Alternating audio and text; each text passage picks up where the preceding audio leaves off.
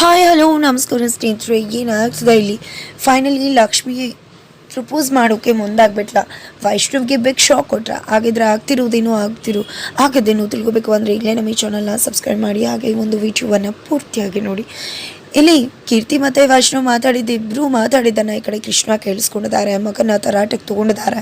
ಏನು ಮಾತಾಡ್ತಿದ್ದೆ ಅಲ್ಲಿ ಅಂತ ಕೇಳ್ತಿದ್ದಾರೆ. ಏನು ಮಾತಾಡ್ತಿದ್ದೆ ಅಪ್ಪ ಅಂದಾಗ ನೀನು ಏನು ಮಾತಾಡಿದೆ ಅನ್ನೋದು ಎಲ್ಲ ಕೂಡ ಗೊತ್ತಿದೆ ವೈಷ್ಣವ್.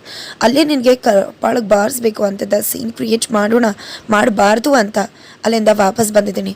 ಏನು ಮಾಡೋಕ್ಕೆ ಹೊರಟಿದ್ಯಾ ನೀನು? ಪಣ ಕೆಡ್ತಿದ್ಯಾ ಲಕ್ಷ್ಮಿನ? ತಲೆ ಕೆಟ್ಟಿದ್ಯಾ ನಿನಗೆ? ಆ ಕೀರ್ತಿ ಜೊತೆ ಚಾಲೆಂಜಲ್ಲಿ ಗೆಲ್ಲೋದಕ್ಕೋಸ್ಕರ ನೀನು ಲಕ್ಷ್ಮಿನ ಯೂಸ್ ಮಾಡ್ಕೋತಿದ್ಯಾ, ನಾಟಕ ಮಾಡ್ತಿದ್ಯಾ ಪ್ರೀತಿಸೋ ಥರ ಅವಳ ಜೊತೆ ಗೆಲ್ಲಬೇಕು ಅಂತ. ಇಂಥ ಸಂಸ್ಕಾರನ ಹೇಳ್ಕೊಟ್ಟಿದ್ದು. ಮನುಷ್ಯರು ಒಂದು ಫೀಲಿಂಗ್ಸ್ಗೆ ಬೆಲೆ ಕೊಡಬೇಕು ಅಂತ ಸಂಸ್ಕಾರ ಕೊಟ್ಟಿದ್ದೀವಿ. ಆದರೆ ಏನು ಕಲ್ತಿದ್ಯಾ ನೀನು? ಇದನ್ನೇ ನಾ ಕಲ್ತಿದ್ದು. ನಾನು ನಿಜವಾಗ್ಲೂ ಅಂದ್ಕೊಂಡಿರಲಿಲ್ಲ ನೀನು ಇಂಥವನು ಅಂತ ಹೇಳ್ತಿದ್ದಾರೆ. ಆ ಕೀರ್ತಿ ಯಾರು ನಿಮ್ಮಿಬ್ಬರು ನಡುವೆ ಬರೋಕ್ಕೆ? ನಿನ್ನ ಜೀವನದಿಂದ ಹೋದ ಶನಿ ಅದು.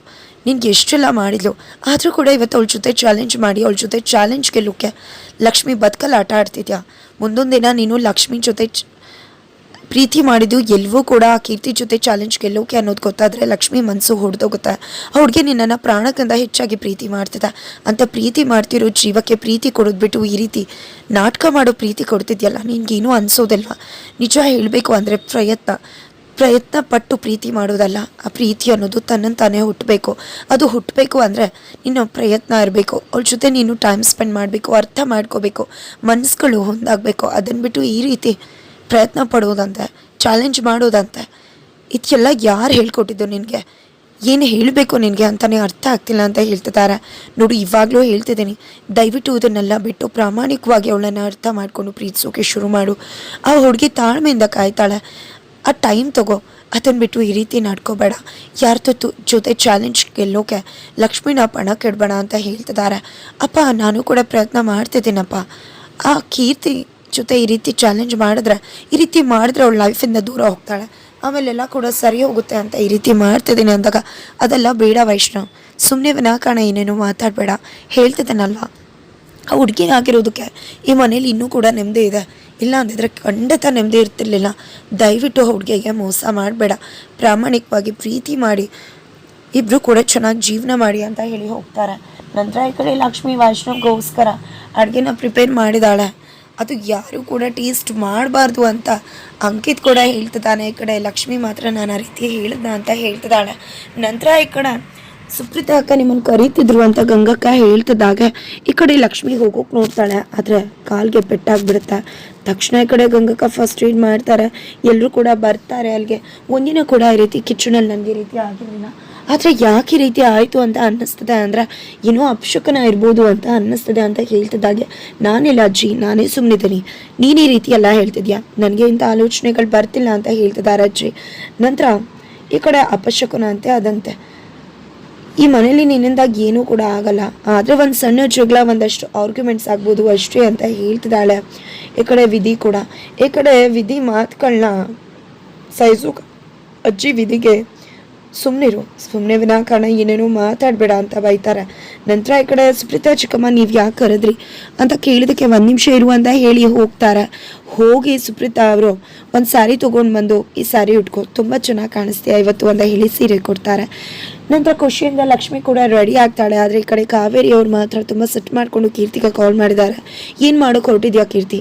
ಎಲ್ಲಿ ಹೋಗಿದ್ದೆ? ಫೋನ್ ಇಟ್ಕೊಳ್ದೆ ನಿಮ್ಮಮ್ಮ ಕಾಲ್ ರಿಸೀವ್ ಮಾಡಿದ್ರು ಗೊತ್ತಾ? ರಿಸೀವ್ ಮಾಡಿ ನೀನು ಈ ರೀತಿ ಆಗೋದಕ್ಕೆಲ್ಲ ನಾನೇ ಕಾರಣ ಅಂತ ಬಾಯಿಗೆ ಬಂದಂಗೆ ಮಾತಾಡಿದ್ರು.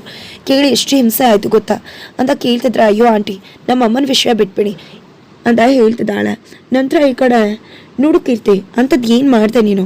ವೈಷ್ಣವ್ ಸೂಪರ್ ಜೋಡಿ ಕಾಂಪಿಟೇಷನ್ಗೆ ಒಪ್ಕೊಳ್ಳೋಕೆ ಏನು ಮಾಡಿದೆ ಅಂತಲೇ ಅರ್ಥ ಆಗ್ತಿಲ್ಲ ಅಂತ ಕೇಳ್ತಿದ್ರೆ, ಅಯ್ಯೋ ಆಂಟಿ, ನಾನು ಏನೂ ಕೂಡ ಮಾಡಲಿಲ್ಲ. ವೈಷ್ಣವ್ ಜೊತೆ ನೀನು ಹೇಗೆ ನನ್ನನ್ನು ಮರೆತು ಪ್ರೀತಿ ಮಾಡೋಕ್ಕೆ ಶುರು ಮಾಡಿದೆ, ನನಗೂ ಕೂಡ ಸ್ವಲ್ಪ ಹೇಳ್ಕೊಡು. ಎಷ್ಟೆಲ್ಲ ನನ್ನನ್ನು ಲವ್ ಮಾಡ್ತಿದ್ದೆ, ಇಷ್ಟು ಪ್ರೀತಿ ಮಾಡೋಕ್ಕಾಗತ್ತಾ ನಿನಗೆ ಲಕ್ಷ್ಮಿನ? ಯಾವುದೇ ಕಾರಣಕ್ಕೂ ನಿನಗೆ ನನ್ನಷ್ಟು ಪ್ರೀತಿ ಮಾಡೋಕ್ಕಾಗೋದಿಲ್ಲ. ಆ ರೀತಿ ಪ್ರೀತಿ ಮಾಡೋಕ್ಕಾದರೆ ಪ್ರಮಾಣ ಮಾಡು ಅಂತ ಹೇಳಿದೆ. ಆದರೆ ಅವನು ಪ್ರಮಾಣ ಮಾಡಲಿಲ್ಲ. ಅದಕ್ಕೋಸ್ಕರ ಚಾಲೆಂಜ್ ಮಾಡಿದೆ.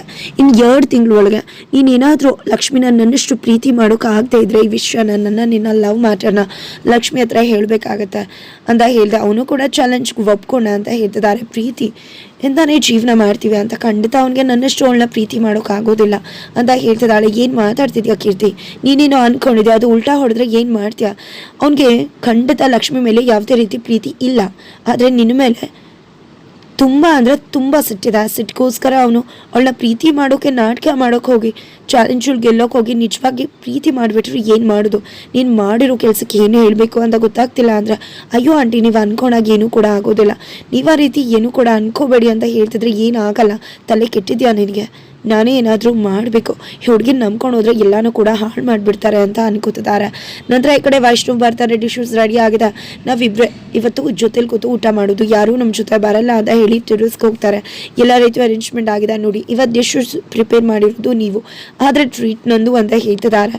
ನಂತರ ಮಂಡಿ ಊರಿ ಸರ್ಪ್ರೈಸ್ ಕೊಡೋಕೆ ಮುಂದಾಗ್ತಿದ್ದಾನೆ, ಫ್ಲವರ್ ಇಟ್ಕೊಂಡು. ಏನು ವೈಷ್ಣವ್ ಇದಲ್ಲ, ಏನು ನಾಟಕ ಮಾಡ್ತಿದ್ರ? ಯಾಕೆ ಕೀರ್ತಿಯವ್ರು ನಮ್ಮಿಬ್ಬರ ನಡುವೆ ಪ್ರೀತಿ ಇಲ್ಲ ಅಂತ ಹೇಳಿದಕ್ಕೆ ಇದೆಲ್ಲ ಡ್ರಾಮಾನ ಅಂತ ಹೇಳ್ದ ತಕ್ಷಣ ಈ ಕಡೆ ಮುಖ ಒಂದು ರೀತಿ ಸಪ್ಪೆ ಆಗ್ಬಿಡುತ್ತೆ, ತಲೆ ತಗ್ಗಿಸ್ಬಿಡ್ತಾರೆ ವೈಷ್ಣವ್. ಅಪ್ಪ ಹೇಳಿದ ಎಲ್ಲ ಮಾತುಗಳು ನೆನಪಾಗ್ಬಿಡುತ್ತೆ. ಆದರೆ ಈ ಕಡೆ ನಂತರ ತಿರುಗ್ತಿದ್ದಾಗೆ ವೈಷ್ಣವ್ಗೆ ಲಕ್ಷ್ಮಿ ಪ್ರಪೋಸ್ ಮಾಡೋಕ್ಕೆ ಮುಂದಾಗ್ತಿದ್ದಾಳೆ.